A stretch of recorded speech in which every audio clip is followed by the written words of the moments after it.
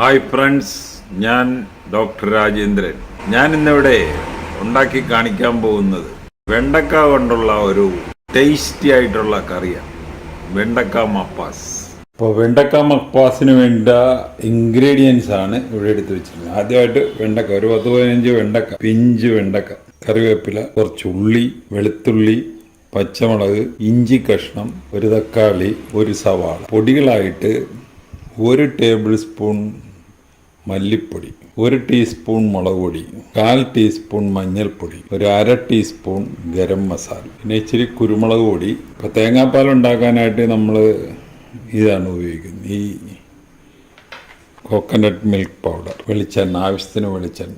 ആദ്യം ഈ വെണ്ടക്കായൊക്കെ ഒരു 1 ഇഞ്ച് നീളത്തിൽ അരിഞ്ഞെടുക്കണം. അതുപോലെ ഉള്ളി അരിയണം, വെളുത്തുള്ളി അരിയണം, സവാള അരിയണം, ഇഞ്ചി, പച്ചമുളക്, ടൊമാറ്റോ എല്ലാം അരിഞ്ഞെടുക്കണം. അത് കഴിഞ്ഞ് നമുക്ക് അടുത്ത പ്രൊസീഡിയറിലോട്ട് കിടക്കാം. അപ്പോൾ നമ്മൾ അരിയേണ്ടതെല്ലാം അരിഞ്ഞെടുത്തിട്ടുണ്ട്. വെണ്ടക്ക, സവാള, തക്കാളി, ഇഞ്ചി, ഉള്ളി, വെളുത്തുള്ളി, പച്ചമുളക്.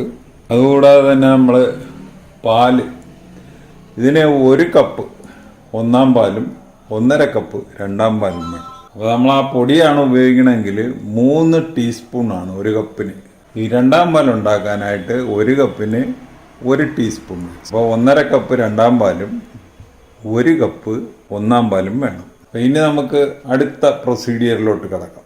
ആദ്യം ഈ വെണ്ടക്കായ എണ്ണയിൽ വറുത്തെടുക്കണം. അപ്പോൾ ആദ്യം ഒരു കടായി അടുപ്പത്ത് വെച്ചിട്ട് അതിലോട്ട് ഒരു 3 ടേബിൾ സ്പൂൺ വെളിച്ചെണ്ണ ഒഴിക്കുക. വെളിച്ചെണ്ണ ഇച്ചിരി കൂടിപ്പോയെന്നും പറഞ്ഞ് കുഴപ്പമൊന്നുമില്ല.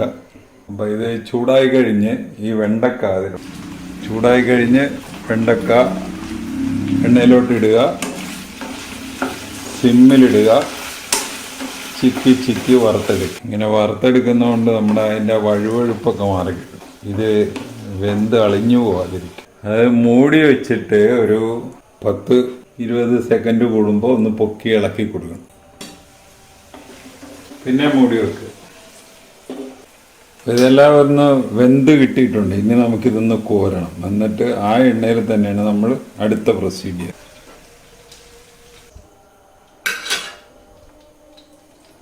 അപ്പോൾ ഇത് നല്ലപോലെ വെന്തിട്ടുണ്ട്. ഈ എണ്ണയിലോട്ട് ആദ്യം വെളുത്തുള്ളി, പച്ചമുളക്, സമയത്തൊക്കെ നമ്മൾ ഒരു സിമ്മിൽ അല്ലെങ്കിൽ ഒരു മീഡിയം ഫ്ലെയിമിൽ, ഹൈ ഫ്ലെയിമിലൊന്നും ഇടയില്ല. ഇനി നമുക്കിതിലോട്ട് ആ സവാള അരിഞ്ഞു വെച്ചിരിക്കുന്ന ഇച്ചിരി ഒന്ന് മൂടി വെക്കുക. ഈ സമയത്ത് നമ്മൾ ഒരു 1/2 ടീസ്പൂൺ ഉപ്പ് കൂടെ ഇട്ടു. അത് കഴിഞ്ഞിത് ചാറ് കറി ആയതുകൊണ്ട് ബാക്കി ഉപ്പൊക്കെ നമുക്ക് അവസാനം അഡ്ജസ്റ്റ് ചെയ്യാവുന്നതാണ്. ഇപ്പോൾ നമ്മൾ 1/2 ടീസ്പൂൺ ഉപ്പിടും. അപ്പോൾ അതിൻ്റെ കളർ ഒരു ലൈറ്റ് ബ്രൗൺ കളറൊക്കെ ആയിട്ടുണ്ട്. ഇനി ഇതിലേക്ക് ആ തക്കാളി അരിഞ്ഞു വെച്ച് ഇടുക. തക്കാളി കുറച്ച് സമയം ഒന്ന് മൂടി വെച്ച് വേവിക്കും. തക്കാളി വെന്ത് കഴിയുമ്പോൾ നമ്മൾ ഈ പൊടികളാണ് ഇടുന്നത്. പൊടി 1 ടേബിൾ സ്പൂൺ മല്ലിപ്പൊടി, 1 ടീസ്പൂൺ മുളക് പൊടി, 1/2 ടീസ്പൂൺ ഗരം മസാല, 1/4 ടീസ്പൂൺ മഞ്ഞൾപ്പൊടി. ഇതൊക്കെ ഒന്ന് ഇളക്കി കൊടുക്കണം. ഒരിച്ചിരി കറിവേപ്പിലയും കൂടെ ഇടുക.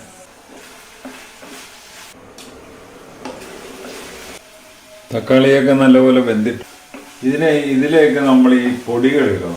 സിമ്മിലായിരിക്കണം പൊടികൾ ഇടാൻ പോകുക.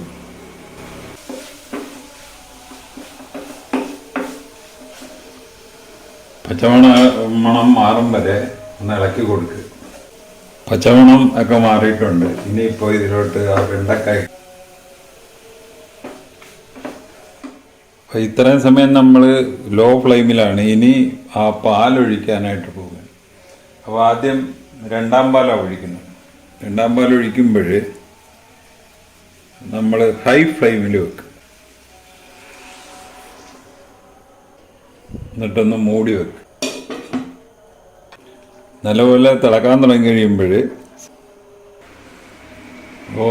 കുറച്ചൊക്കെ ഒന്ന് കുറുകിയിട്ടുണ്ട്. ഈ സമയത്ത് ഇതിൻ്റെ ഉപ്പൊന്ന് നോക്കണം. ഉപ്പ് കുഴപ്പമില്ല.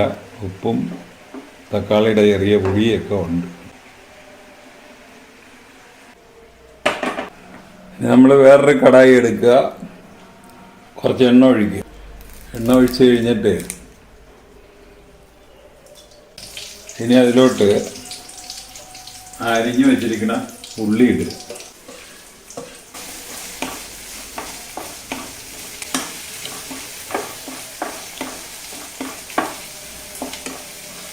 അപ്പോൾ ഇനി മെയിനായിട്ട് ഒന്നാം പാൽ ഒഴിച്ച് കഴിഞ്ഞാൽ നമ്മൾ പിന്നീട്ട് തിളപ്പിക്കരുത്, അപ്പോൾ തന്നെ തീ കെടുത്തണം. എന്നിട്ട് അപ്പോൾ ആദ്യം ഈ ഉള്ളി ഒന്ന് വഴന്ന് കിട്ടും. അപ്പോൾ മറ്റേത് ഞാൻ വേറൊരു അടുപ്പിലോട്ട് നമ്മുടെ ഉള്ളി വഴന്ന് കിട്ടിയിട്ടുണ്ട്. അപ്പോൾ ഇതിലോട്ട് നമ്മുടെ ഒന്നാം പാൽ ഒഴിക്കുക, ഇച്ചിരി കുരുമുളക് പൊടി ഇടുക, തീ കെടുത്തുക, നല്ലപോലെ ഇളക്കി കൊടുക്കുക. ഇനി ഇതിലേക്ക് ആ വഴറ്റിയ ഉള്ളി നമ്മളിതൊന്ന് ഒരു 15 മിനിറ്റ് കഴിഞ്ഞ് ഇത് തുറക്കാവുള്ളൂ. ഏകദേശം 15 മിനിറ്റ് കഴിഞ്ഞ് ഇനി നമുക്ക് ഒന്ന് ഇളക്കി നോക്കാം. അപ്പോൾ നമ്മുടെ വെണ്ടക്ക മപ്പാസ് റെഡിയായി. അപ്പോൾ ഇത് നമുക്ക് ചോറിൻ്റെ കൂടെ കഴിക്കാം, ചപ്പാത്തിയുടെ കൂടെ കഴിക്കാം, അപ്പത്തിൻ്റെ കൂടെ, പിന്നെ ഇടിയപ്പത്തിൻ്റെ കൂടെ. അപ്പോൾ ഈ റെസിപ്പി അനുസരിച്ച് ഒന്ന് ഉണ്ടാക്കി നോക്കുക. ഉണ്ടാക്കി നോക്കിയിട്ട് ഇഷ്ടപ്പെട്ടുവെങ്കിൽ ഞങ്ങളുടെ ചാനൽ സബ്സ്ക്രൈബ് ചെയ്യുക. വേറൊരു വീഡിയോ ആയിട്ട് നമുക്ക് വീണ്ടും കാണാം. Thank you.